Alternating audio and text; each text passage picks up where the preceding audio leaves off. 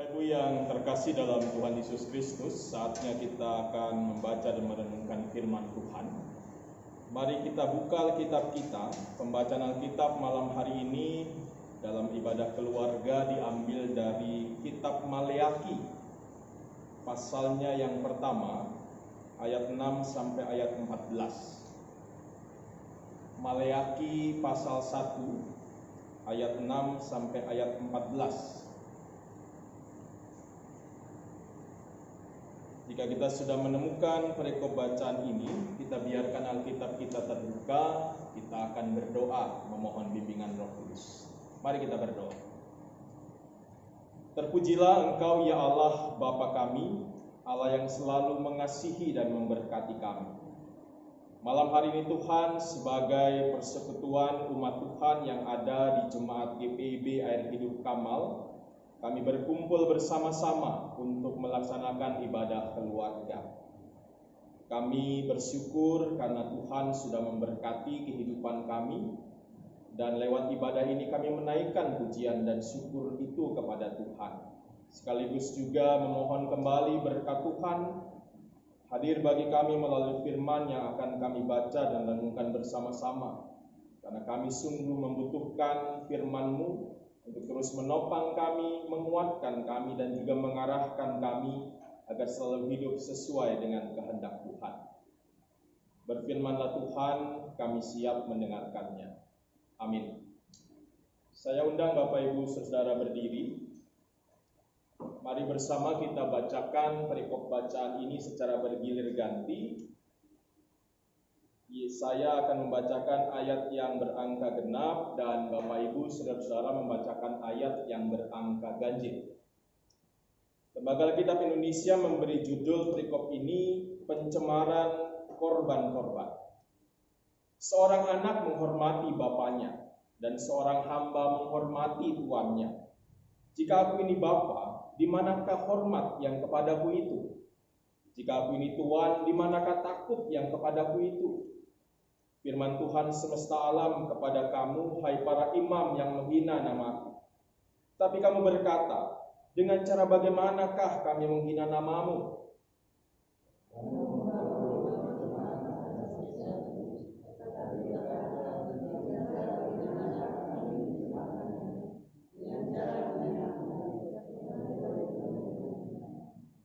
Apabila kamu membawa seekor binatang buta untuk dipersembahkan, tidakkah itu jahat? Apabila kamu membawa binatang yang timpang dan sakit, tidakkah itu jahat? Cobalah menyampaikannya kepada bupatimu. Apakah ia berkenan kepadamu apalagi menyambut engkau dengan baik? Firman Tuhan semesta alam.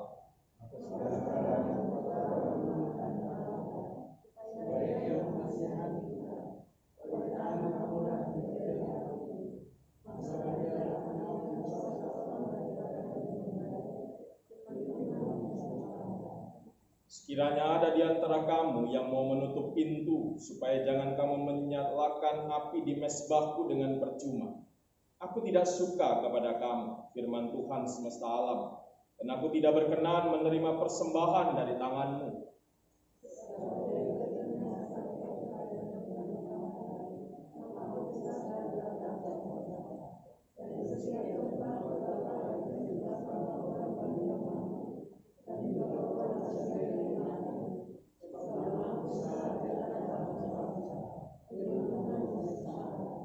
Tapi kamu ini menajiskannya karena kamu menyangka meja Tuhan memang cemar dan makanan yang ada di situ boleh dihinakan.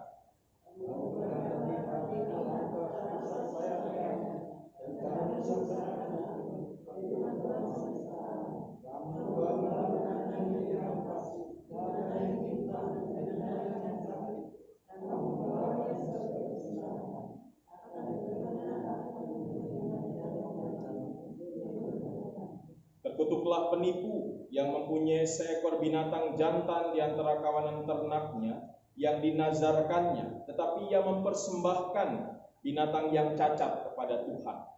Sebab aku ini raja yang besar, firman Tuhan semesta alam, dan namaku ditakuti di antara bangsa-bangsa. Demikianlah pembacaan Alkitab. Yang berbahagia adalah setiap kita yang memelihara firman Tuhan dalam setiap langkah hidup kita, Terpujilah Yesus Kristus. Haleluya. Haleluya, haleluya, haleluya. Silakan berkembang. Bapak Ibu Saudara, umat yang terkasih dalam Tuhan Yesus Kristus, bangsa Israel sebagai umat Tuhan mempunyai sebuah tradisi untuk memberikan persembahan kepada Tuhan. Tradisi ini mungkin boleh dilihat atau mungkin boleh dicatat, kita lihat bersama-sama dalam kitab Kejadian, di mana Kain dan Habel memberikan persembahan kepada Tuhan. Jadi mungkin cerita Kain dan Habel itu juga bisa dikatakan menjadi sebuah kisah yang menceritakan bagaimana umat Tuhan memberikan persembahan kepada Tuhan pertama kali. Kita juga bisa melihat tradisi ini saat Abraham memberikan atau mempersembahkan anaknya yang terkasih kepada Tuhan. Meskipun kita tahu pada akhirnya digantikan oleh Tuhan sendiri. Tapi kisah itu juga memperlihatkan kepada kita ada tradisi memberikan persembahan kepada Tuhan dalam dua kisah yang disampaikan dalam kitab Kejadian, yang juga merupakan bagian dari kisah yang menceritakan awal mula perjumpaan atau persekutuan Tuhan dengan umatnya. Nah, kemudian dalam perkembangannya tradisi persembahan itu kemudian diatur dan ditata oleh umat Tuhan dengan juga hikmat dari Tuhan, petunjuk dari Tuhan, yang kemudian itu dicatat di dalam kitab Imamat. Kalau kita lihat mulai dari pasal yang pertama, kitab Imamat itu menceritakan tentang aturan-aturan atau mungkin juga tentang ragam atau macam persembahan-persembahan yang harus diberikan orang Israel. Di sana ada korban disebut sebagai korban bakaran, korban sajian, korban keselamatan, korban penghapus dosa, dan korban penebus salah. Jadi semua diatur bagaimana umat Tuhan harus memberikan persembahan atau korban itu kepada Tuhan. Bagaimana dan syarat-syarat apa yang harus diberikan dalam persembahan itu.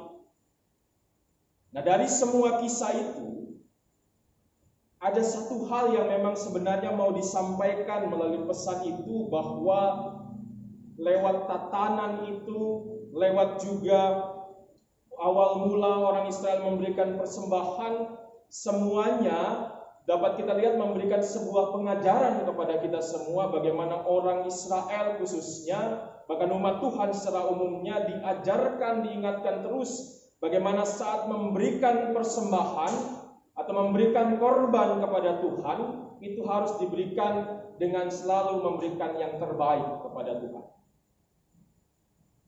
Kain dan Habel kan menceritakan bagaimana Allah menerima persembahannya Habel yang dianggap lebih baik daripada Kain.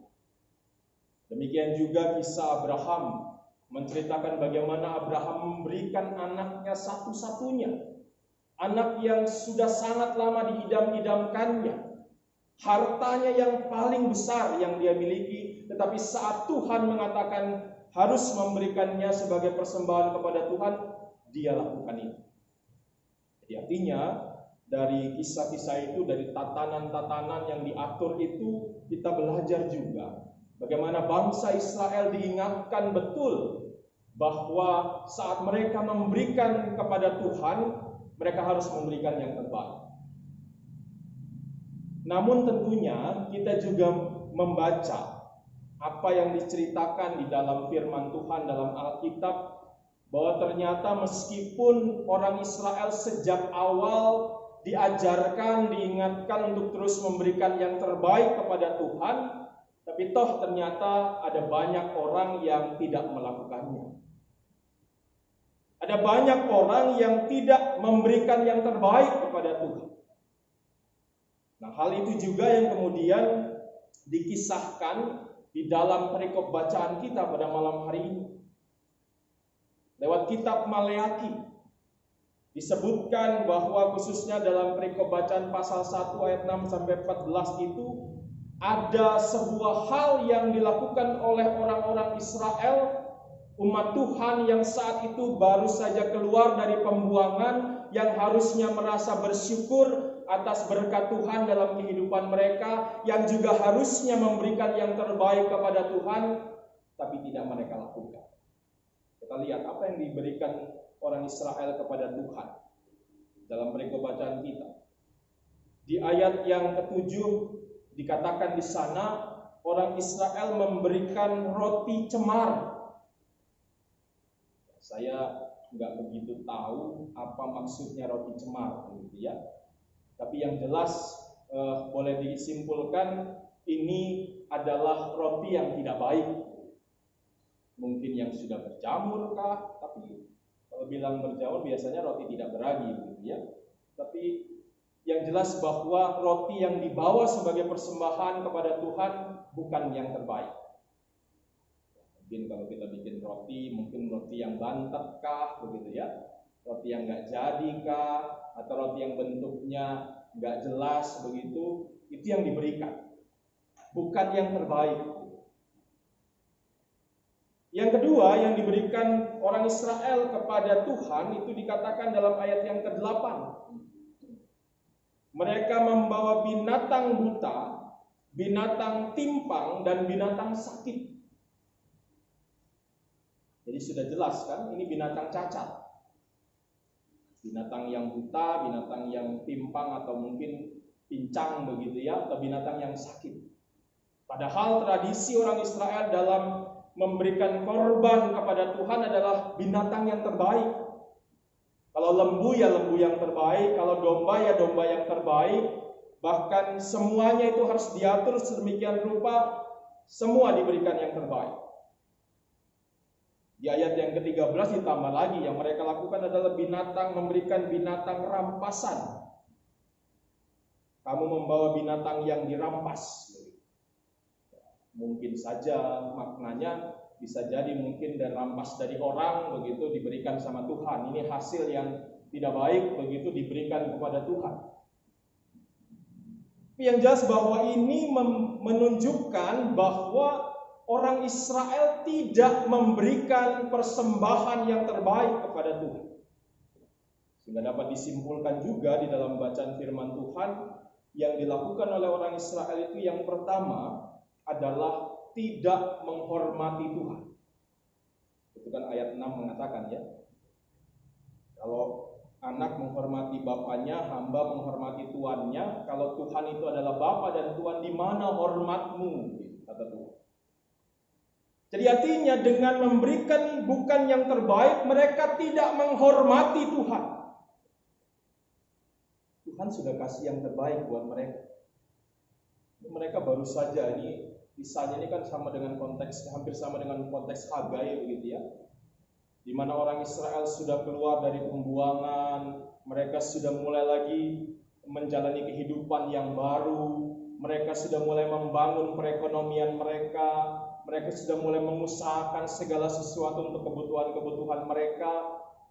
Tapi ternyata mereka tidak membalas berkat Tuhan itu dengan menghormati Tuhan.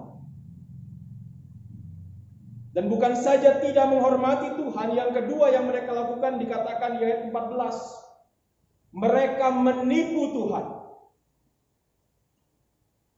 Kadang-kadang kan banyak orang seperti itu ya, menipu Tuhan, coba-coba. Padahal kalau kita renungkan kan nggak mungkin kita tipu Tuhan.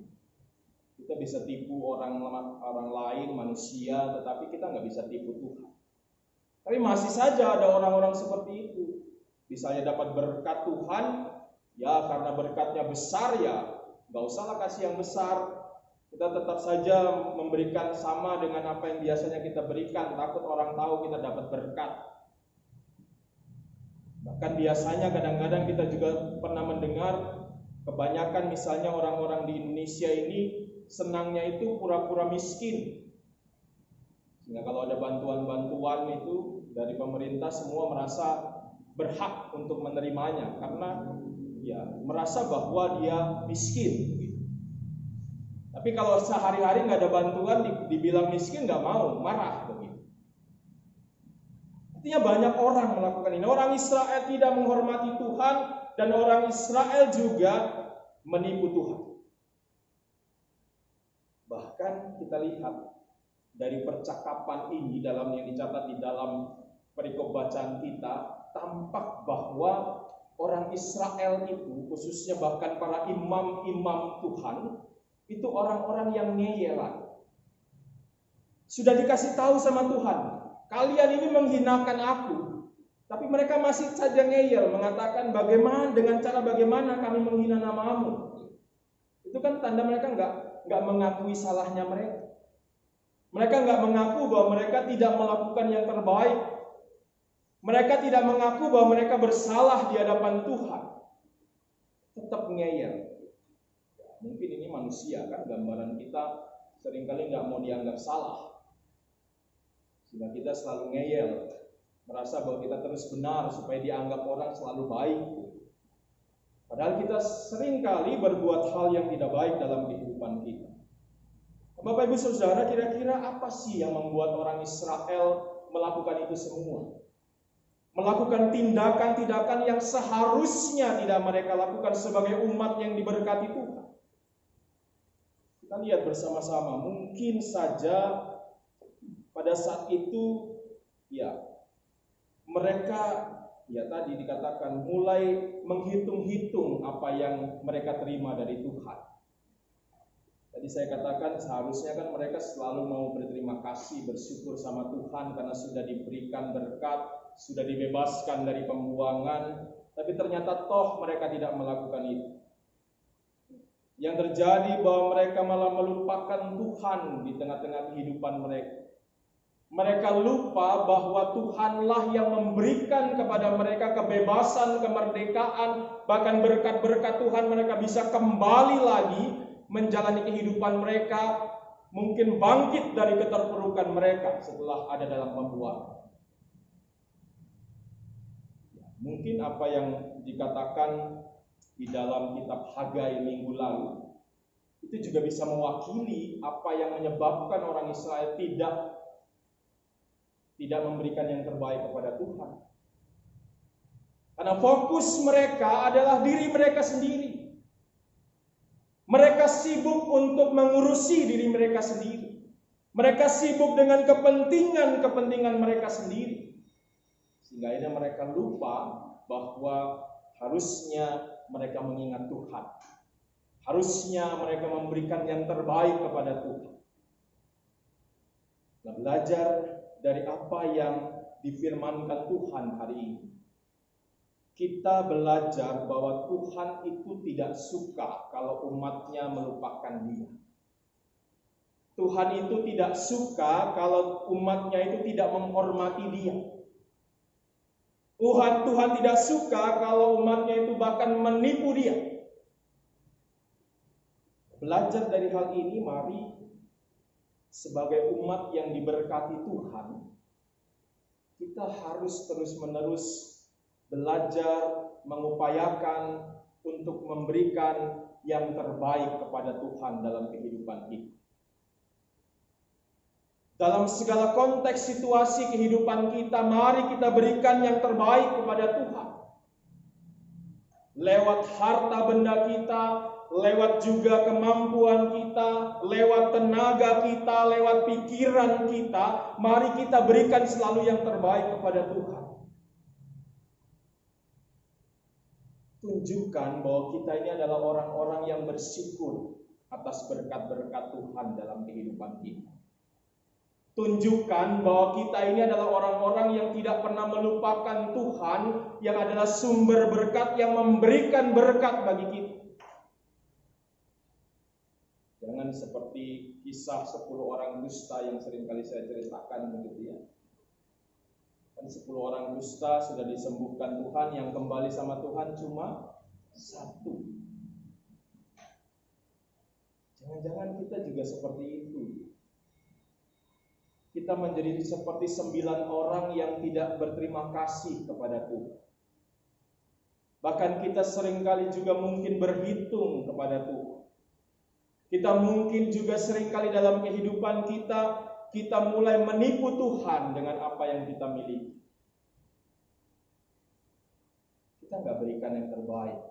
Kadang-kadang Saya seringkali pakai istilah kita ini menyamakan Tuhan dengan WC umum. Pernah ya dengar saya bicara begitu? Kenapa? Karena seringkali kita memberikan persembahan sama Tuhan sama dengan kita membayar WC umum.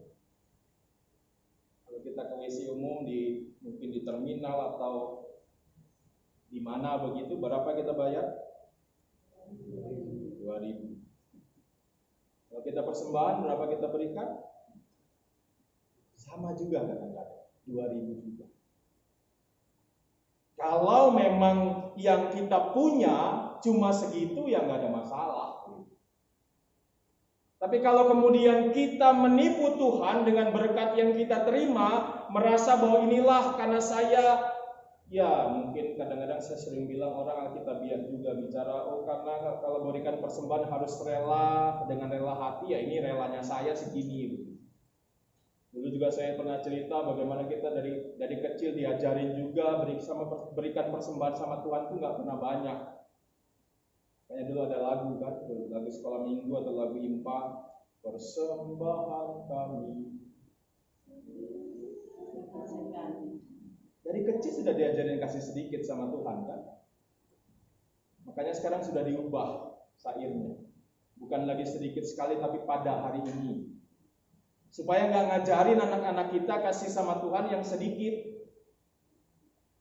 Ngasih sama Tuhan itu yang terbaik, jangan yang sedikit. Ngasih sama Tuhan itu menyisihkan, bukan menyisakan. Kita senangnya kan nyisakan, sudah dapat gaji, semua belanja, oh sisanya persembahan. Kita nggak kemudian menyusun dari awal, oh ini harusnya buat persembahan sekian. Oh ini saya siapkan buat belanja ini sekian, buat belanja itu sekian. Tidak kita lakukan. Kita lakukan adalah sisa dari apa yang kita habiskan, kita berikan sama Tuhan. Belum lagi kadang-kadang kalau kita kasih persembahan, tadi saya bilang seperti di WC umum, ya sama juga. Kadang-kadang uang-uang yang sudah dari pasar, yang kumel-kumel, yang bau, amis, kita kasih juga sama Tuhan. Kasih buat persembahan. Mungkin kita nggak memikirkan sampai sejauh, mungkin nggak merenungkan bahwa itu yang penting uang begitu, karena memang uang itu biarpun jelek, biarpun kumal, nilainya tetap sama. Tapi dari situ saja kita bisa melihat bagaimana kita tidak berusaha untuk memberikan yang terbaik kepada Tuhan, yang spesial kepada Tuhan, yang istimewa kepada Tuhan. Kita berpikir ya sudahlah, yang penting ini uang. Hari ini kita belajar bagaimana kita harus tinggalkan hal-hal seperti itu.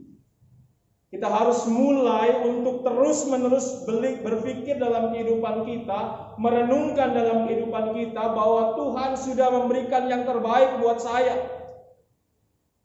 Sehingga sebagai ungkapan syukur, saya juga harus memberikan yang terbaik kepada Tuhan. Dalam segala hal, bukan cuma bicara tentang persembahan dalam bentuk uang, tapi dalam bentuk diri kita, dalam bentuk juga kehadiran kita. Hanya Roma 12 ayat 1 kan bicaranya, persembahkanlah tubuhmu sebagai persembahan yang kudus dan berkenan di hadapan Tuhan, itu adalah ibadahmu yang sejati. Jadi mari kita mulai untuk tidak lagi, kalau kita masih melakukan itu, tidak melakukan lagi. Dan kalau kita tidak melakukan itu, ya teruskan memberikan yang terbaik kepada Tuhan. Dan jangan pernah kita menipu Tuhan dengan berkat yang diberikan kepada kita. Jangan pernah kita berhitung kepada Tuhan dengan berkat yang kita terima dari Tuhan. Karena Tuhan juga bisa berhitung kepada kita. Dan kalau Tuhan sudah berhitung sama kita, kira-kira apa yang terjadi? Selesai hidup kita. Jadi mari Bapak Ibu Saudara, firman Tuhan malam hari ini mengingatkan orang Israel, juga kita malam hari ini sebagai umat yang diberkati Tuhan, untuk terus-menerus memberikan yang terbaik kepada Tuhan dalam kehidupan kita. Apapun yang diberikan Tuhan kepada kita, mari kita kembalikan sebagai ungkapan syukur dengan terus memberikan yang terbaik kepada Tuhan. Sehingga kita semua juga terus layak untuk menerima berkat-berkat Tuhan dalam setiap langkah kehidupan kita ke depan. Tuhan memberkati kita semua. Amin.